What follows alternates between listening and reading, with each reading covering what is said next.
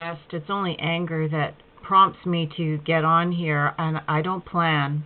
But I was listening to some 70s, and of course I hear this phrase in Carole King's song, "Something inside has died, and I can't hide," etc.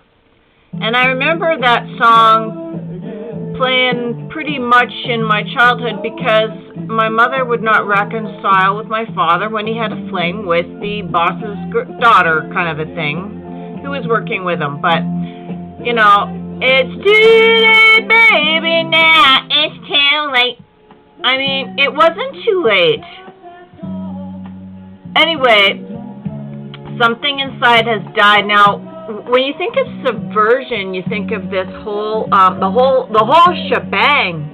Now here's Fast Eddie, Spanish Eddie. They were playing Desolation Row on the radio. Do yourself a favor and watch Laura Branigan. Not only is she dressed fantastically and her hair's great, but the lyrics to this song, Spanish Eddie, are prophetic.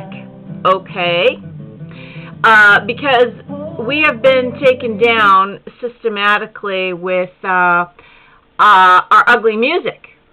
And look at IB Diffusion, how I'm wearing some vintage dead stock shoes from them. They feel great. They're good, but they got, it's a 95. It's a Chicago-based importer and distributor of women's clothing and accessories. They have agreed to pay $100,000 civil penalty for Federal Trade Commission charges that it failed to state the appropriate cleaning method for certain types of garments in violation of the FTC's care labeling rule. The Federal Trade Commission alleged that the faulty care instructions resulted in damage to sequins, beads, or other trim.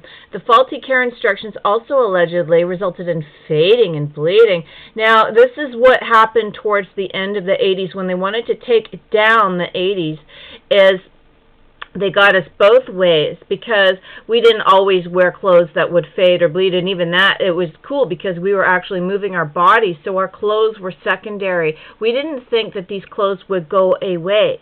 And not only that, but you're supposed to know how to wash your own clothes. Like your grandmother or your mother should teach you to care for your clothes. You shouldn't have to have all these labels to tell you what to do. That's another form of taking over as your parent. You shouldn't have to read the label necessarily. You should just be told what the ingredients are. But of course, they're not telling you that. It's made out of recycled garbage now. Everything is recycled garbage. You don't even have labels. What you've got is garbage.